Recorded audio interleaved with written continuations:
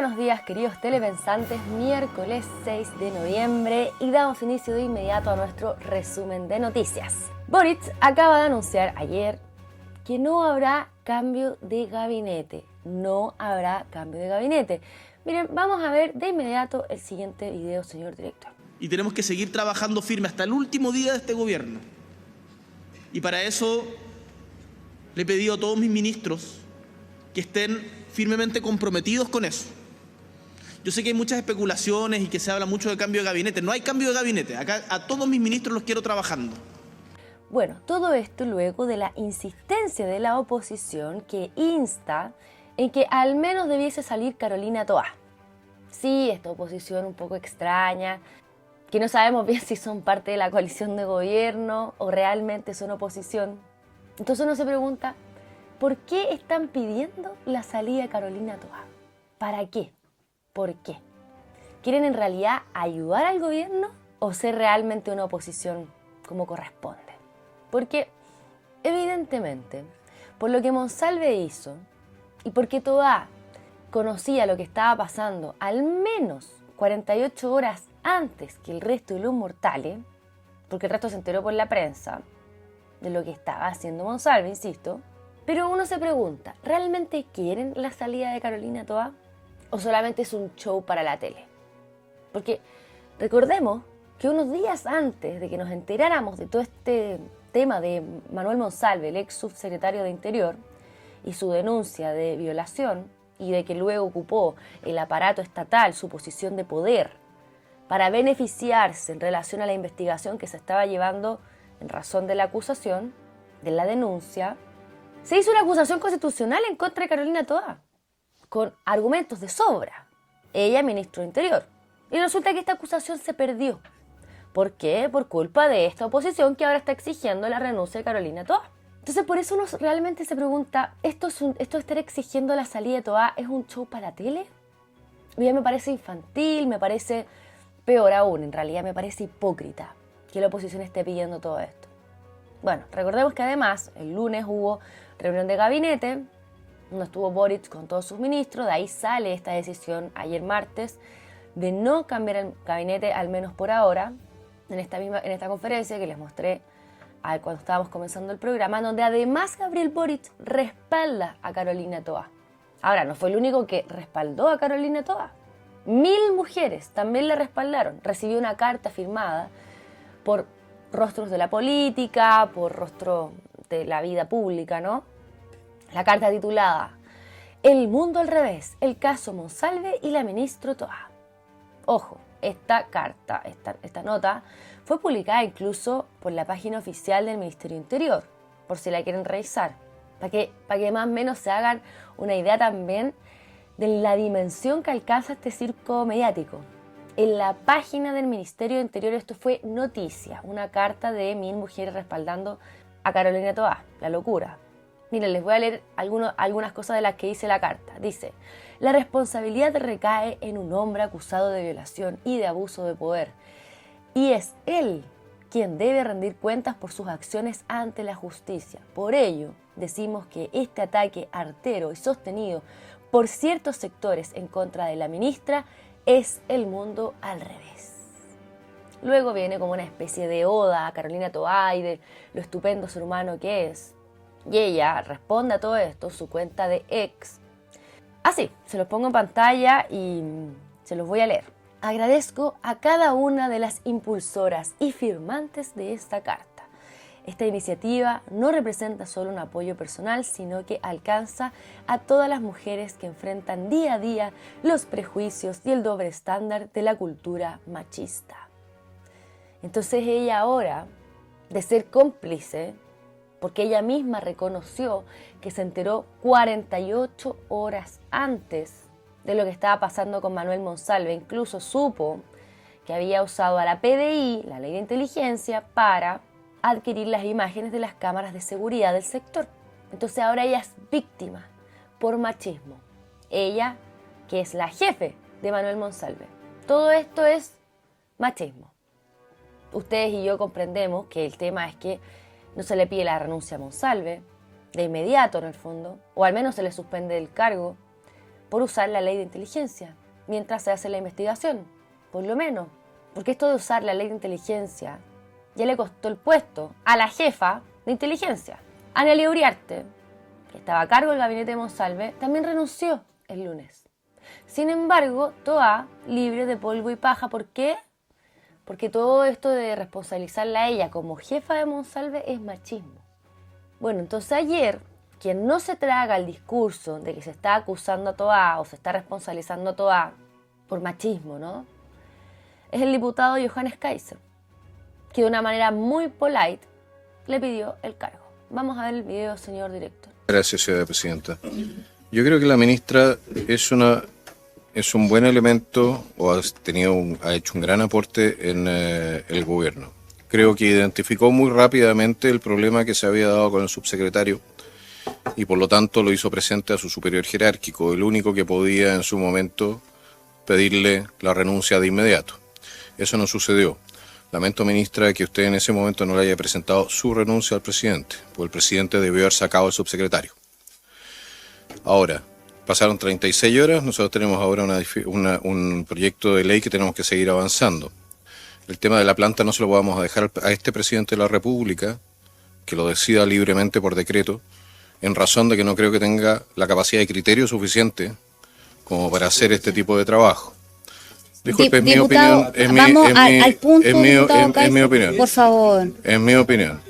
Sí, yo sé que es su opinión y tiene todo el derecho. Bueno, evitemos, vamos al punto, diputado Kaiser, por favor. Yo hablé de criterio. Eso no significa... por favor. Colegas, por favor. Estamos todos suficientemente grandes como para entender que estamos hablando de un tema muy serio. El tema de la planta es un tema, el tema del estatuto es un tema. Sí, cuando entremos a esos puntos, por cierto que esperamos ojalá tener la presencia de la ministra y poderlo debatir con él. O sea, haría mi solicitud. Sí. Mi solicitud es que el Ejecutivo trabaje una propuesta y nos presente esa propuesta, la podamos integrar dentro de este proyecto antes de cerrarlo. Me parece fantástico. Es que si ella no es responsable, entonces Gabriel Boric es responsable. ¿Quién se va a hacer cargo de esta responsabilidad? Boric y Toá debiesen ser parte investigada de todo esto. Bueno, y como sigue la agenda progre, y súper fácil echarle la culpa al machismo, esto de agrandar el Estado sigue en marcha, porque la agenda de seguridad de la ministra Interior y Seguridad Pública, sí, así se llama el Ministerio Interior y Seguridad Pública, se le fue en collera, parece. Sí, estoy hablando del mismo ser humano, de Carolina Toá, que lo que quiere es delegar su responsabilidad y montar otro ministerio aparte, un ministerio de seguridad.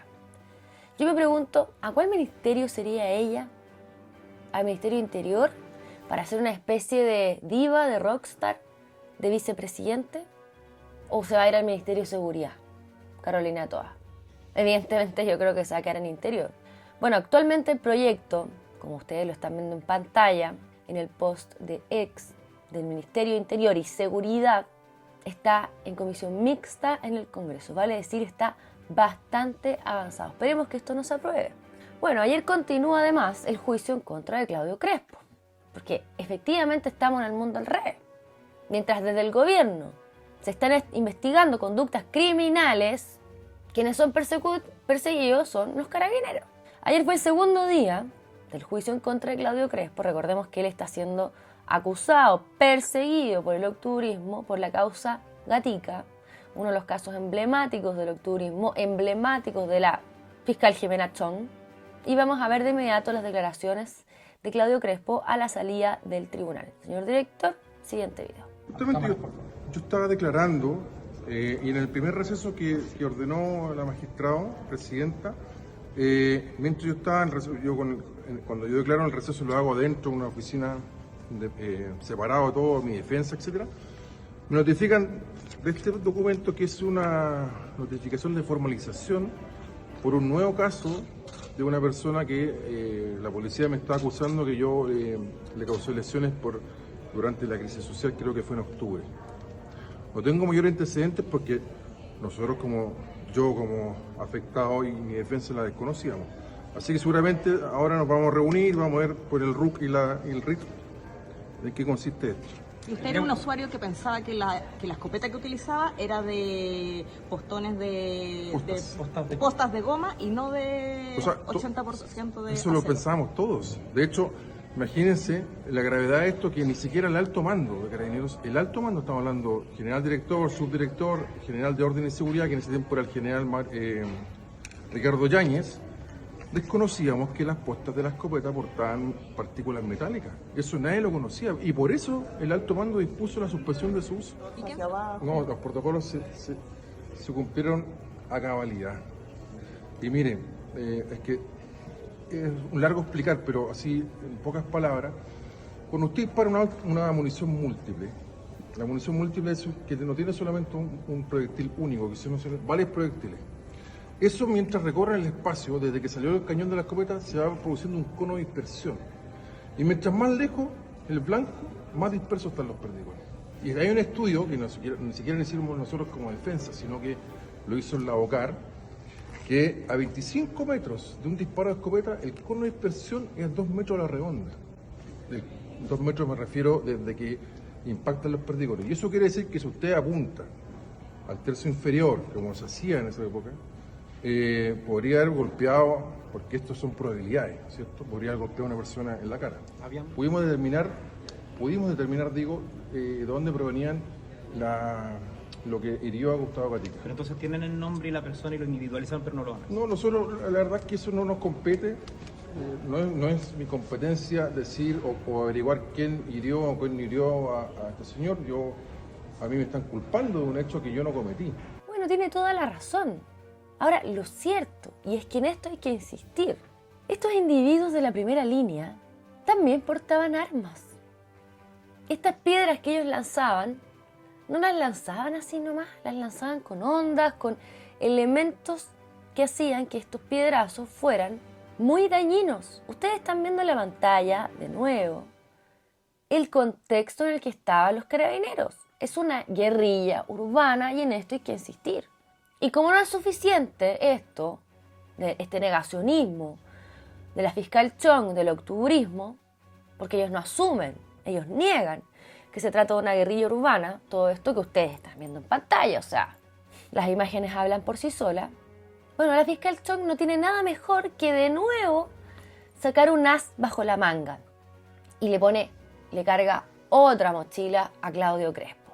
Lo mismo que hizo en una instancia anterior, en que la fiscal Chong se buscó un caso de años anteriores al año 2019, que ya había sido resuelto por tribunales en ese entonces, en el contexto del Día del Joven Delincuente, en otro enfrentamiento de estos delincuentes con vándalos, con carabineros.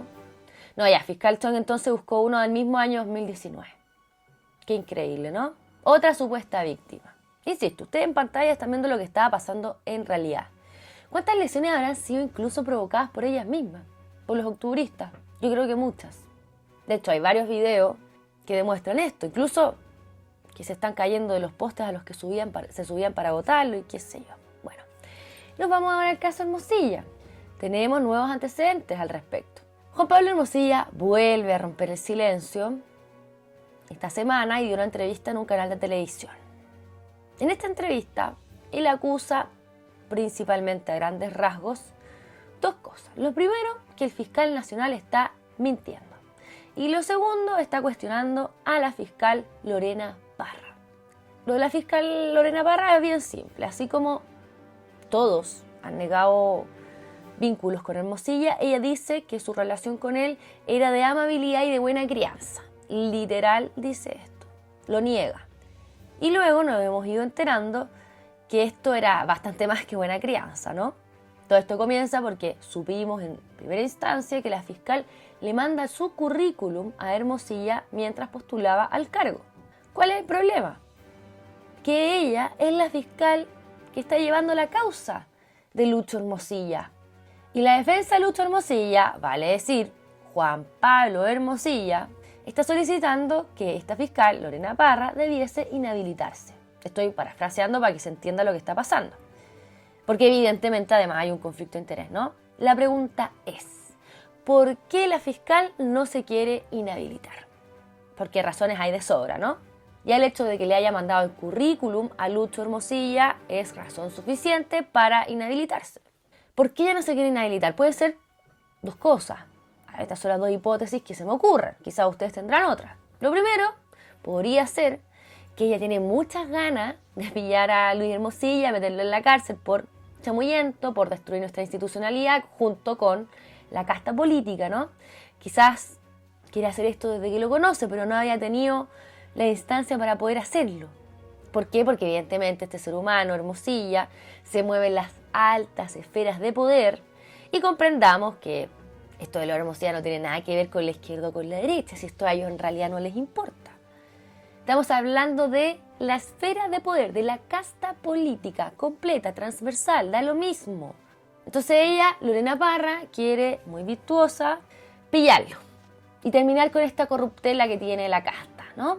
Esa podría ser una hipótesis por la cual ella no quiere salir de esta causa e inhabilitarse.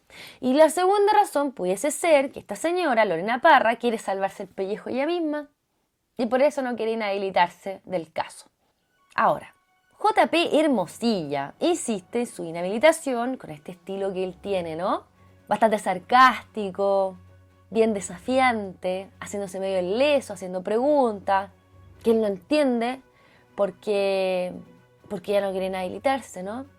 Y al final del día uno pudiese interpretar esto como una extorsión de JP Hermosilla. Muy hábil este señor. Bueno, él explica además que el fiscal nacional miente. Estamos hablando de Ángel Valencia, el fiscal nacional actual. Esto es lo que dijo Valencia. Señor director, veamos el video. A las semanas me llaman y me dice, bueno, hoy me llama Hermosilla. Y me dice que si Hermosilla quisiera juntarse conmigo para dar explicaciones y para resolver esas perezas, digamos. Ese no es un tema que tenga que ver con causas, ese no es un tema que no queda cubierto por la ley del hoy, no tiene que ver con peticiones de causas específicas, sino tiene que ver con un tema personal, previo a ser fiscal nacional. Entonces, muy bien, pero no es parte de pega, por lo tanto, fuera de pega. Nos juntamos y la idea era tomar desayuno en la mañana, al final no hubo desayuno, porque andaba corriendo, entonces fue un café. Y nos juntamos, y precisamente nos juntamos para yo escuchar sus explicaciones, porque para transmitirme yo tenía en participación en algunos asuntos que tenían que ver hasta con información falsa acerca de, o tergiversada sobre mi situación de familia, con causas que yo supuestamente había llevado que nunca había llevado, una serie de cosas que... ¿No se pidieron nada mutuamente? No. ¿Ni usted a él ni él a usted? No corresponde. Yo le escuché sus explicaciones, le escuché sus aclaraciones, me parecieron suficientes porque además quiero decir, yo nunca supe que él hubiera estado involucrado en filtración de antecedentes de causas de familia, ni en antecedentes falsos. Bueno, esta es la explicación de Ángel Valencia, el actual fiscal nacional, cuando se ve vinculado con el señor Hermosilla. Y JP Hermosilla dice que miente. Valencia ayer anuncia, luego de que JP Hermosilla dijera que miente, que tomará acciones legales en contra de Hermosilla. Mientras tanto, Chadwick no se refirió al tema en particular. Pero hay tres versiones distintas entonces ahora. La primera es la de Valencia, que dice que entonces la reunión con Lucho Hermosilla fue para limar asperezas. La segunda dice que JP Hermosilla fue solicitada por el propio fiscal nacional y en ella se les aseguró que cualquier diligencia que pudiese afectar al presidente Piñera Echenique sería informada primero a los asistentes del café, vale decir, Chadwick, Hermosilla, ¿no? Esto dice en el fondo el escrito que presenta JP Hermosilla y luego Chadwick, que en realidad como que no está muy ni ahí y niega todo. Entonces pareciera que Juan Pablo Hermosilla, la defensa de Luis Hermosilla, su hermano, tiene la idea de hacer una especie como de juicio público para salvarle el pellejo a Lucho, porque ya ha amenazado varias veces en liberar más cosas del chat de Luis Hermosilla, cosa que no ha hecho. Ahora luego él salió explicando que lo iba a hacer de a poco para no afectar la investigación, ¿no? Claramente esto es una especie de extorsión, ¿no? Ahora, de eso a estar mintiendo, no sé, no tiene pinta de estar mintiendo este señor. Yo creo que solo tiene la intención de decir, si cae Lucho, caen todos, una cosa así, me da la sensación, ¿no? Ahora, ¿de qué más nos enteramos ayer? Esto ya se sabía, también era de conocimiento público, pero ahora conectando todo se entiende mucho mejor, ¿no? Que el exfiscal Guerra, sí, este exfiscal que estaba vinculado con Lucho Hermosilla, que trabajó en la Universidad San Sebastián, que trabajó en el municipio de Providencia de Evelyn Matei, bueno, un fiscal disponible para la casta de la derecha, ¿no? Modificó la acusación del caso Penta. ¿Qué hizo? Reemplazó el delito de cohecho por enriquecimiento ilícito, que es bastante menos grave, a varias figuras políticas, ¿no? Y además modificó la narrativa de la causa, reemplazó expresiones de soborno por aporte económico y elimina las referencias específicas sobre los supuestos beneficios que los acusados habían recibido. Estos cambios disminuyeron la gravedad del caso y evidentemente favorecieron a los imputados, al punto de que con este cambio, con el cambio de cohecho a enriquecimiento ilícito, que es bastante menos grave, insisto, el Consejo de Defensa del Estado se retira de la causa y luego todos los acusados, libres de polvo y paja, cumplieron condena en libertad vigilada, clases de ética y ese tipo de cosas. ¿Qué les parece? Este es el ex fiscal Guerra, amigui de Hermosilla. En temas económicos, ayer comentamos lo del IMASEC, que fue cero la última entrega que tuvimos, y esto evidentemente desploma el optimismo de Mario Marcel, que comprendamos que en realidad no es optimista, es mentiroso, porque sabe perfectamente que lo que está diciendo o está haciendo está mal. Él fue presidente del Banco Central, o sea, no tiene cómo no saberlo. Bueno, nadie serio por lo demás puede comenzar el año, recordemos que así partió este 2024, Mario Marcel, diciéndonos que vamos a crecer un 2,6% si el año anterior, el año 2023, habíamos tenido un crecimiento de cero, vale decir un decrecimiento económico. Nadie serio puede decir esta tontera, ¿ok? Sobre todo si no ha cambiado ninguna de las condiciones que nos dejaron con este decrecimiento económico, con este rendimiento de cero. ¿Se entiende, no? No ha cambiado nada. ¿Qué cambió? Todo lo contrario. Este año nos pusieron una ley de persecución tributaria. Bueno, ¿por qué les comento todo esto? Que si quieren más detalles lo comentamos ayer. Porque supuestamente hay una buena noticia. ¿O cuál es la buena noticia? Que la bancada de Renovación Nacional, espero lo sostengan, porque ya sabemos que esta oposición, esta derechita, es como una vela, ¿no? Que va hacia donde va el viento. Anuncia que con este nivel de IMASEC no van a aprobar el presupuesto del año 2025, porque el nivel de gastos es muy alto. ¡Qué bueno!